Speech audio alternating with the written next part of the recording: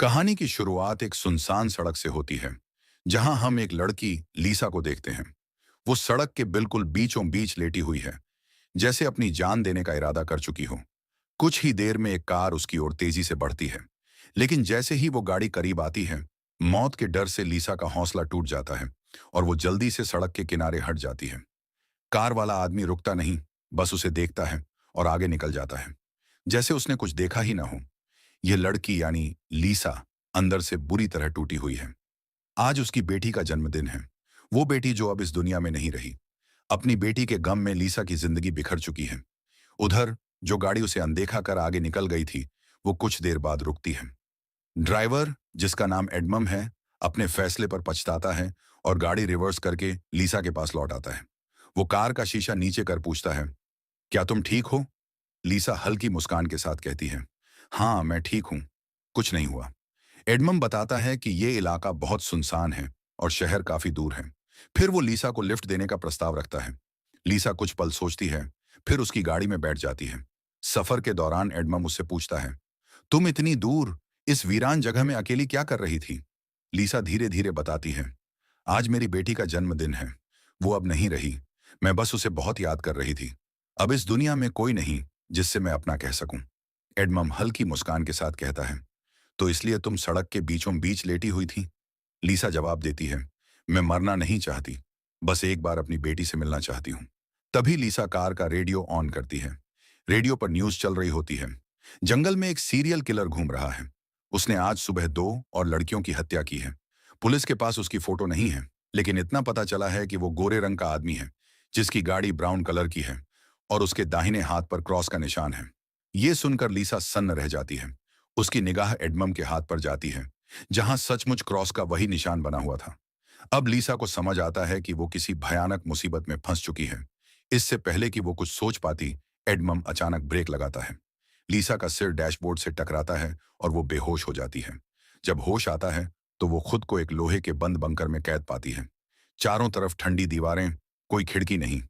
वो मदद के लिए चिल्लाती है, मगर कोई जवाब नहीं आता। वो देखती है कि उसके शरीर पर एक अजीब सा सूट पहना हुआ है और हाथ में एक धातु की घड़ी बंधी है। वो घड़ी निकालने की बहुत कोशिश करती है, मगर वो जैसे उसके शरीर से चिपक गई हो। थक हार कर वो रोने लगती है। तभी अचानक बंकर का दरवाजा खुलता है। सामने एक लंबी अंधेरी सुरंग थी, जिसके अंत से हल्की सी रोशनी आ रही थी। लीसा को उम्मीद की किरण दिखाई देती है। शायद यही बाहर निकलने का रास्ता है। वो जल्दी से सुरंग में घुस जाती है, लेकिन तभी पीछे से दरवाजा अपने आप बंद हो जाता है। अचानक उसकी कलाई पर बंधी घड़ी में अलार्म बज उठता है और स्क्रीन पर दिखता है 11 बजे मिनट।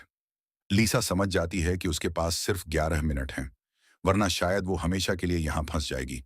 वो तेजी से रेंगते हुए उस रोशनी की तरफ बढ़ने लगती है। पर जैसे जैसे वो आगे बढ़ती है, सुरंग का दरवाजा धीरे धीरे बंद होने लगता है। वो पूरी ताकत से दौड़ती है, लेकिन जब तक पहुंचती है, दरवाजा पूरी तरह बंद हो चुका होता है। लीसा की सांसें तेज हो जाती हैं। वो चीखती है, दरवाजे को पीटती है, पर कोई फायदा नहीं। तभी उसे दरवाजे के पास एक और छोटा रास्ता दिखता है, बहुत तंग, सांप के बिल जैसा। अब उसके पास और कोई रास्ता नहीं। डरते हुए भी वो उस संकरे सुरंग में घुस जाती है और यहीं से लीसा की असली जंग शुरू होती है, जिंदा रहने की जंग। लीसा ने अपनी आखिरी हिम्मत जुटाई और किसी तरह उस अंधेरी डरावनी सुरंग के अंदर कदम रखा। घुटनों के बल रेंगते हुए, खरोंचों और चोटों से भरी हुई, वह आगे बढ़ती रही। बहुत संघर्ष के बाद आखिरकार वह उस रास्ते को पार कर लेती है और एक खुली जगह पर पहुंचती है, जो किसी प्लेटफॉर्म की तरह थी। उसके सामने 2 रास्ते बने थे, एक ऊपर की ओर जाता था और दूसरा नीचे की ओर। लीसा को समझ नहीं आया कि कौन सा रास्ता सुरक्षित है, लेकिन उसने ऊपर वाले रास्ते को चुना और धीरे धीरे घुटनों के बल आगे बढ़ने लगी। कुछ ही देर में नीचे का फर्श अचानक ऊपर उठने लगा, जैसे किसी मशीन ने उसे एक्टिवेट कर दिया हो। अगर लीसा वक्त रहते वहां से बाहर नहीं निकली, तो वो 2 धातु की प्लेटों के बीच कुचलकर मर जाती। डर के मारे उसने खुद को तेजी से आगे धकेला। जब वो लगभग फंसने ही वाली थी, तभी उसके हाथ ने उस रास्ते के आखिरी किनारे को छू लिया। उसने पूरी ताकत लगाई और ठीक उसी पल जब रास्ता बंद होने वाला था, वह किसी तरह खुद को वहां से बाहर खींच लेती है। वो जमीन पर गिर जाती है, सांसें तेज, शरीर कांपता हुआ। उसने सोचा कि अब शायद खतरा खत्म हो गया है, लेकिन असल में ये तो बस शुरुआत थी। अचानक उसकी कलाई पर बंधी घड़ी से अलार्म बज उठा। टाइमर पर अब 5 मिनट बचे थे। इसका मतलब था आधा समय बीत चुका है। वो फिर से रेंगते हुए आगे बढ़ने लगी। तभी रास्ते में उसे एक इंसान पड़ा दिखाई दिया। पहले तो लगा शायद कोई और फंसा हुआ है, लेकिन जैसे ही वो करीब पहुंची, उसका दिल दहल गया। वो एक जली हुई लाश थी। उस शरीर पर वही अजीब सी घड़ी बंधी थी जो लीसा के हाथ में थी। उसे समझ आ गया, यह इंसान भी उसकी तरह इस सुरंग से निकलने की कोशिश कर रहा था, लेकिन वो असफल रहा। यह देखकर लीसा की उम्मीद टूट गई। उसे यकीन हो गया कि यहां से निकलना शायद मुमकिन नहीं है। फिर भी उसने अपने डर को पीछे छोड़ हिम्मत जुटाई और उस लाश को किनारे करके आगे बढ़ने लगी। अब टाइमर पर सिर्फ 2 मिनट बचे थे। वह और तेजी से रेंगने लगी। तभी सामने से लोहे की मोटी सलाखें गिरकर रास्ता बंद कर देती हैं। सुरंग की दीवारों से हीटिंग पाइप्स निकलने लगते हैं और हवा में तपिश फैलने लगती है। लीसा को समझ आ गया, कुछ ही पलों में यह जगह जलकर नर्क बन जाएगी। वह घबराकर चारों ओर देखती है। कोई रास्ता नहीं दिखता। तभी उसके पीछे की दीवार का एक छोटा सा सेक्शन खुल जाता है। वो बिना सोचे समझे तेजी से पीछे की ओर रेंगती है और उस हिस्से में घुस जाती है। अंदर घुसते ही एक कांच का दरवाजा अपने आप बंद हो जाता है। जैसे ही उसकी घड़ी पर टाइमर 0 पर पहुंचा, तभी उन पाइप्स से आग फूटने लगी। पूरी सुरंग जलती लपटों से भर गई। वो चेंबर जिसमें लीसा थी सुरक्षित था, इसलिए वह किसी तरह जिंदा बच गई। कुछ देर बाद आग शांत हुई। पाइप्स दीवार में लौट गए। तब उस सेक्शन का दरवाजा खुल गया। लीसा अब बाहर निकलने से डर रही थी, लेकिन चेंबर की दीवारें धीरे धीरे उसे बाहर धकेलने लगीं। मजबूर होकर वह बाहर आई, और जैसे ही बाहर आई, घड़ी में फिर से 11 मिनट का नया टाइमर सेट हो गया।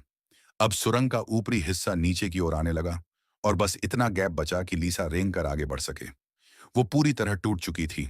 आंखों से आंसू बहने लगे, लेकिन घड़ी पर टाइम बीतता देख उसे एहसास हुआ कि 11 मिनट बाद फिर वही आग सब कुछ राख कर देगी। वो खुद से कहती है, अगर मरना ही है तो कोशिश करते हुए मरूंगी। फिर से हिम्मत जुटाकर, पीठ के बल लेटकर, हाथों के सहारे वह आगे बढ़ने लगी। कुछ दूरी रेंगने के बाद सुरंग खत्म हो गई और उसके सामने पानी से भरा एक विशाल टैंक था। थकी हुई, पसीने से भीगी और प्यास से बेहाल, लीसा ने लेटे लेटे ही पानी पी लिया। कुछ सुकून मिला, लेकिन जब उसने घड़ी देखी, सिर्फ 8 मिनट बचे थे। अब उसके पास कोई और रास्ता नहीं था। उसने गहरी सांस ली और टैंक में उतर गई। अंदर का पानी ठंडा था। टैंक बहुत बड़ा। वह तैरते हुए इधर उधर निकास ढूंढने लगी, पर कहीं रास्ता नहीं मिला। पीछे का रास्ता भी अब बंद हो चुका था। उसकी सांसें टूटने लगीं, शरीर ढीला पड़ने लगा। तभी टैंक की छत पर एक दरवाजा खुला, जिससे हल्की सी रोशनी अंदर आई। लीसा ने अपनी बची खुची ताकत जुटाई, ऊपर तैरी और दरवाजे को पकड़कर खुद को ऊपर खींच लिया। वो ऊपर निकल आई, जिंदा, लेकिन अब भी उस मौत के खेल का हिस्सा। और उसकी घड़ी पर फिर से एक नया टाइमर टिक टिक कर रहा था। 10 बजकर 59 मिनट, 10 बजकर 59 मिनट, 10 बजकर 59 मिनट। बाहर निकलते ही लीसा ने जोर जोर से सांसें ली। उसका शरीर थकावट से टूट चुका था, लेकिन फिर भी उसने हिम्मत जुटाई और आगे बढ़ने लगी। कुछ कदम भी मुश्किल से चले थे कि उसके पैरों ने साथ छोड़ दिया। वह बीच रास्ते में ही बैठ गई और धीरे धीरे उसकी आंख लग गई। अचानक सन्नाटे को चीरती हुई किसी के चीखने की आवाज गूंजी। लीसा की आंखें खुल गईं। कोई और भी वहां फंसा हुआ था। उस आवाज में इतनी बेचैनी थी कि लीसा के भीतर फिर से जीने की उम्मीद जाग उठी। वह उठी और उस आवाज का पीछा करने लगी। ज्यादा दूर नहीं गई थी कि उसके नीचे की जमीन अचानक खुल गई और उसके सामने एक उबलते हुए तेजाब का गड्ढा था। लीसा किसी तरह गिरने से बच गई, लेकिन वो देखकर उसके रोंगटे खड़े हो गए। तेजाब इतना खतरनाक था कि उसने पास पड़े लोहे के पाइप को कुछ ही सेकंड में पिघला दिया। लीसा ने अपने सूट से कपड़े का एक टुकड़ा फाड़ा और उसे उस तेजाब में डुबो दिया। कपड़ा पल भर में काली राख बन गया। अब उसे समझ आ गया कि एक गलत कदम उसकी मौत साबित होगा। वो बहुत सावधानी से हाथों और पैरों का सहारा लेकर गड्ढे को पार करने लगी, लेकिन तभी उसका घुटना हल्का सा तेजाब में छू गया। एक जलती हुई चीख निकली उसके मुंह से। दर्द असहनीय था, लेकिन उसके सूट ने उसे पूरी तरह गलने से बचा लिया। घुटने से खून बह रहा था, मगर लीसा ने दर्द को नजरअंदाज किया, क्योंकि अब मदद की पुकार और भी पास सुनाई दे रही थी। वो आगे बढ़ी और एक लोहे की ग्रिल के पास पहुंची। ग्रिल के उस पार एक आदमी था। उसके हाथ में भी लीसा जैसी डिजिटल घड़ी थी और उसने भी वही सुरक्षात्मक सूट पहन रखा था। लीसा ने पुकारा, सुनो, हम दोनों यहां फंसे हैं। अगर साथ मिलकर कोशिश करें तो निकल सकते हैं। लेकिन वह आदमी जैसे पागल हो चुका था। वह कभी गालियां देने लगता, कभी रोने और सॉरी बोलने लगता। उसकी आंखों में डर और पागलपन दोनों थे। वह बोला, वे वापस आएंगे, वो हमें मार देंगे। और फिर जोर जोर से पागलों की तरह हंसने लगा। तभी अचानक उसकी घड़ी पर 60 सेकंड की काउंटिंग शुरू हो गई। दीवारों से फिर से हीटिंग पाइप्स बाहर आने लगे और एक छोटा सा चेंबर खुला, जिसमें बस एक ही व्यक्ति छिप सकता था। अब या तो लीसा बचेगी या वह आदमी।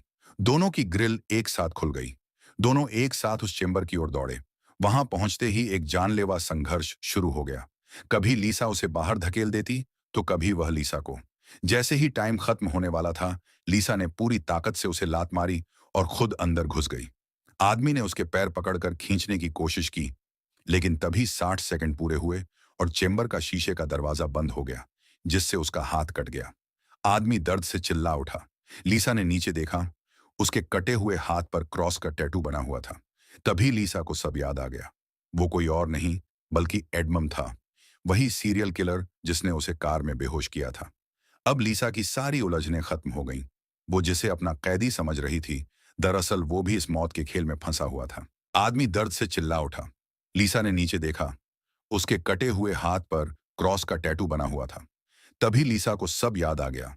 वो कोई और नहीं बल्कि एडमम था, वही सीरियल किलर जिसने उसे कार में बेहोश किया था। हीटिंग पाइप से आग की लपटें निकलीं और एडमम कुछ ही पलों में राख में बदल गया। लीसा ने यह दृश्य अपनी आंखों से देखा और डर के मारे कांप उठी।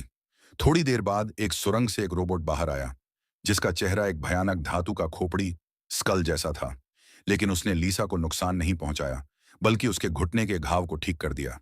लीसा ने घबराकर पूछा, तुम कौन हो? मुझे यहां क्यों लाए हो? रोबोट ने कोई जवाब नहीं दिया, बल्कि अपने मुंह से एक टूल निकाला जो लीसा के सूट से जुड़ गया। और उसी पल लीसा के दिमाग में सारे फ्लैशबैक चलने लगे। वो रात जब एडमम ने उसे चाकू मारा था, कार से बाहर फेंक दिया था, और फिर आसमान से आती एक सफेद रोशनी ने उसे अपने अंदर खींच लिया था।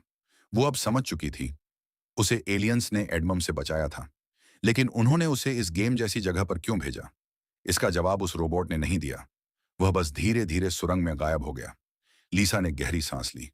अब वह जान चुकी थी कि ये एलियंस उसे मारना नहीं चाहते, बस उसे यह घातक खेल जीतना होगा। लीसा ने आखिरकार उस कमरे से बाहर निकलने का रास्ता ढूंढ ही लिया। वह आगे का रास्ता तय करने के लिए चैम्बर से बाहर आई। तभी उसकी नजर एडम का कटा हुआ हाथ पड़े हुए पर पड़ी। उस हाथ पर लगे टाइमर के नीचे कुछ अजीब प्रतीकों ने उसका ध्यान खींचा। वह उन्हें समझने का प्रयास ही कर रही थी कि अचानक एक घूमता हुआ पंखा तेजी से उसकी ओर बढ़ने लगा। लीसा तुरंत पीछे हटी और बाल बाल बचते हुए एक संकरी दरार से होकर ऊपर एक सुरंग में जा पहुंची। तभी उसे सुरंग के ऊपर से किसी के कदमों की आवाज सुनाई दी। आवाज एक जगह आकर रुकी और सुरंग का ढक्कन खुल गया। उसमें से एक भयावह जीव उतरा, जो देखने में तो मानव था, पर जानवर की तरह गुर्रा रहा था। उसका शरीर पूरी तरह से झुलस चुका था और आंखें सफेद पत्थर की तरह बेजान चमक रही थीं। लीसा की नजर उसके एक हाथ पर गई। वह हाथ कटा हुआ था। लीसा समझ गई, यह कोई और नहीं, एडम ही था, जो अब एक दानव में बदल चुका था। आग में झुलस जाने के कारण एडम की आंखों की रोशनी जा चुकी थी, पर उसकी सुनने की शक्ति बहुत तेज थी। लीसा सांस रोके धीरे धीरे रेंगती हुई आगे बढ़ने लगी, किंतु तभी उसकी घड़ी फर्श से टकराई और एक हल्की सी खनखनाहट हुई। यही काफी था। एडमम ने तुरंत उसकी दिशा में झपट्टा मारा। लीसा उसके पंजों से बचते हुए एक और पतली सुरंग में घुस गई, जिसे अंधा एडमम पार नहीं कर पाया। इस सुरंग से निकलकर लीसा एक चौराहे पर पहुंची, जहां दो रास्ते थे।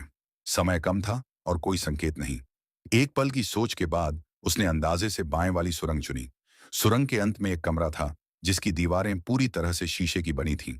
उन पर लीसा के अपने जन्म से लेकर अपनी बेटी के जन्म तक के सभी सुख दुख के पल चल रहे थे। और फिर वह दृश्य आया, जब उसी की एक लापरवाही से उसकी बेटी की जान चली गई। लीसा सिसकियां भरते हुए फूट पड़ी। तभी उसने देखा, ऊपर छत से एडमम फिर से उस पर टूट पड़ रहा था। लीसा ने अपने आंसू पोंछे और एक दूसरे रास्ते से भाग निकली। यह रास्ता उसे एक नई उम्मीद की ओर ले गया। सुरंग के अंत में दूर से नीले आसमान की एक झलक दिखाई दी। आजादी इतने करीब देखकर लीसा में नया साहस आया। पर इस आजादी तक पहुंचने का रास्ता आसान नहीं था। उसे कंटीले तारों से भरे एक मार्ग से गुजरना था। और समय सिर्फ 60 सेकंड। अगले ही पल दीवारों से गर्म पाइप बाहर निकले, जो 60 सेकंड पूरे होते ही पूरे रास्ते को आग की लपटों में भर देने वाले थे। लीसा ने समय गंवाए बिना कंटीले तारों के नीचे से रेंगना शुरू किया। कांटे उसकी पीठ और बाजुओं में गड़ते चले गए। 60 सेकंड पूरे हुए और आग की एक ज्वाला उस पर टूट पड़ी। उसे ठीक पहले लीसा के नीचे जमीन खुल गई और वह एक गहरे चैम्बर में जा गिरी। कुछ देर बाद जब उसकी आंख खुली तो वह फिर से उसी शुरुआती कमरे में थी। उसकी सारी मेहनत, सारा दर्द, सब बेकार चला गया था।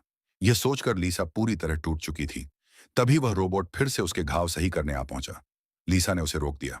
बस, उसने कहा, अब और नहीं, मैं मरना चाहती हूं।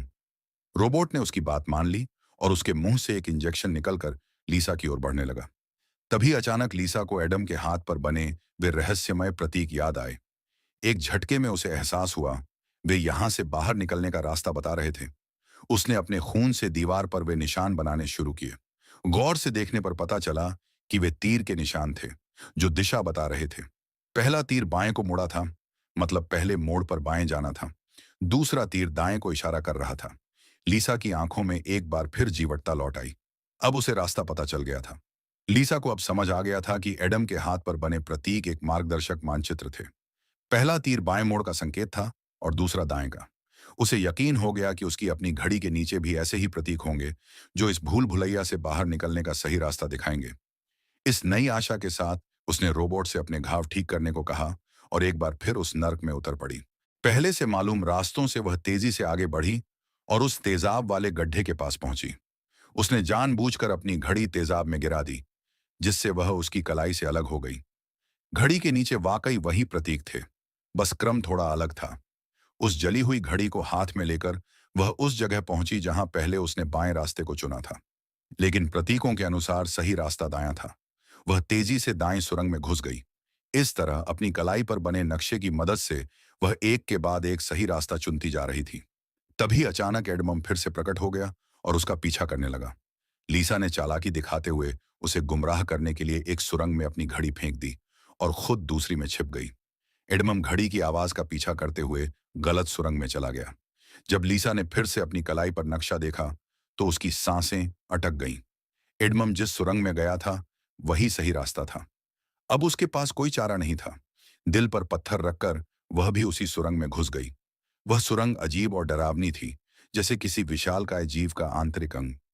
लीसा ने धीरे धीरे आगे बढ़ते हुए देखा कि उसकी घड़ी सामने पड़ी है और एडमम भी वहीं खड़ा है। चूंकि वह देख नहीं सकता था, लीसा ने चुपके से घड़ी उठा ली। किंतु तभी घड़ी का अलार्म बज उठा, जिससे एडमम को उसका पता चल गया। लीसा वापस भागने लगी। उसकी घड़ी में 60 सेकंड्स का काउंटडाउन शुरू हो चुका था और सुरंग में हीटिंग पाइप्स बाहर आ गए थे। तभी एक बचाव चेंबर खुला और लीसा तेजी से उसके अंदर घुस गई। एडमम भी वहां तक पहुंच गया, लेकिन तब तक शीशे का दरवाजा बंद हो चुका था। गुस्से और हताशा में लीसा ने एडमम को मध्यमा अंगुली दिखाई। दुर्भाग्य से इस बार हीटिंग पाइप्स बिना आग छोड़े अंदर चले गए और चेंबर का दरवाजा खुल गया। एडमम तुरंत लीसा पर झपटा। जान बचाने के लिए लीसा ने जमकर मुकाबला किया और उसके सिर को अपने पैरों से दबाने लगी। ठीक उसी समय चेंबर की दीवार आगे बढ़ी और एडमम का सर लीसा के पैरों और दीवार के बीच कुचल गया। आखिरकार लीसा को उस दानव से छुटकारा मिल गया। अब वह आगे बढ़ी और उसे फिर से दो रास्ते दिखाई दिए। उसकी कलाई के नक्शे के अनुसार दायां रास्ता इस भूल भुलैया का अंतिम मोड़ था। तभी बाएं रास्ते से एक लड़की निकली। उसे देखते ही लीसा की सांस थम सी गई। वह उसकी मृत बेटी नीना थी। माँ, मुझे फिर से अकेला मत छोड़ना, नीना ने कहा। लीसा की आंखों में आंसू छलक आए। नहीं बेटा, मैं तुम्हारे साथ ही रहूंगी। तो फिर मेरे साथ इस रास्ते में आओ। नीना ने बाएं रास्ते की ओर इशारा किया। लीसा का दिल टूट रहा था। वह रोते हुए बोली, नीना, मैं तुम्हें दोबारा खोना नहीं चुकती, लेकिन सच यह है कि तुम अब इस दुनिया में नहीं हो और मेरी मंजिल दूसरे रास्ते में है। यह कहकर लीसा ने अपना दिल पत्थर कर लिया और दाएं रास्ते की ओर कदम बढ़ा दिया। पीछे से नीना का पुकारता हुआ स्वर सुनाई दे रहा था। सुरंग से बाहर निकलते ही लीसा फफक फफक कर रो पड़ी। फिर अपने आंसू पोंछे और आखिरी सुरंग में घुस गई। सुरंग के अंत में स्वतंत्रता का प्रतीक खुला आसमान दिखाई दिया। वह खुशी से तेजी से भागने लगी, लेकिन तभी उसके रास्ते में 3 लोहे के ब्लेड आ गए, जो लगातार और तेज गति से ऊपर नीचे हो रहे थे। उन्हें पार करना मौत को दावत देने जैसा था, लेकिन लीसा को हर कीमत पर बाहर निकलना था। उसने गौर से देखा। पहला ब्लेड हर 4 सेकंड के अंतराल पर नीचे आ रहा था। उसके पास बस एक ही मौका था। लीसा उसके करीब पहुंची और जैसे ही वह ब्लेड ऊपर गया तो 4 सेकंड्स पूरे होने से पहले झट से उस पार चली गई। उसके बाद वह दूसरे ब्लेड के पास पहुंच जाती है। इसी तरह दूसरा ब्लेड हर 3 सेकंड्स में नीचे आ रहा था। लीसा ने हिम्मत दिखाते हुए उसे भी पार कर लिया, लेकिन लास्ट वाला ब्लेड सिर्फ 2 सेकंड्स में नीचे आ रहा था, जिसे पार करना लीसा के लिए बहुत ही मुश्किल था। पर आजादी की चाहत में लीसा ने उसे भी पार तो कर दिया, लेकिन बदकिस्मती से उसका पैर ब्लेड के बीच आकर कट गया। लीसा का दर्द से बुरा हाल हो गया था, लेकिन लीसा अपने पैर की परवाह किए बिना सुरंग के एंड तक पहुंच जाती है, जहां उसे खुला आसमान नजर आ रहा था। लेकिन जैसे ही उसने अपना हाथ सुरंग से बाहर निकालने के लिए आगे बढ़ाया, उसका हाथ सामने लगा स्क्रीन पर जा लगा, जहां खुले आसमान का वीडियो चल रहा था। यह देखकर लीसा बहुत ज्यादा मायूस हुई। उसने कहा, मैंने वो सब कुछ किया जो मुझे करने को कहा गया था। उसके बाद वो पागलों की तरह हंसने लगी। तभी सुरंग से हीटिंग पाइप्स निकल आए, क्योंकि अब कुछ देर बाद 11 मिनट का टाइम खत्म होने वाला था। लीसा अब सुकून से मौत का इंतजार करने लगी, लेकिन इस बार वो हीटिंग पाइप्स उसे जलाए बिना ही वापस सुरंग में चली गई। तभी अचानक सुरंग का ऊपर का हिस्सा खुल गया और एक तेज रोशनी लीसा पर पड़ी। लीसा का शरीर अपने आप हवा में उठने लगा और उस रोशनी में समा गया। थोड़ी देर बाद जब लीसा की आंख खुली, तो उसने खुद को एक झरने के किनारे पाया, जिसे देख लीसा के चेहरे पर मुस्कान वापस लौट आई। वहां पर नीना भी मौजूद थी। लीसा ने नीना से पूछा, क्या मैं मर चुकी हूं? इस पर नीना ने कहा, तुम्हारा शरीर एक बार नहीं, बल्कि अब तक कई बार मर चुका है। लीसा ने फिर से पूछा कि अब यहां मुझे क्या करना है? जिस पर नीना ने जवाब दिया, यहां तुम्हें बस जीना है और कुछ नहीं करना। यहां हमें पता चलता है कि जिस जगह पर लीसा अब मौजूद थी, वो जगह दुनिया नहीं, बल्कि कुछ और ही थी, और किसी स्वर्ग की तरह खूबसूरत थी। इस फिल्म की शॉर्टकट एक्सप्लेनेशन ये है कि लीसा जब एडमम के साथ कार में सफर कर रही थी, तब एडमम ने लीसा पर चाकू से वार करके उसे मार दिया, जिसके बाद वह सीधा नर्क पहुंची। वहां उसके पाप धुल गए और एंड में वह स्वर्ग जा पहुंची। इसी के साथ यह कहानी खत्म हो जाती है।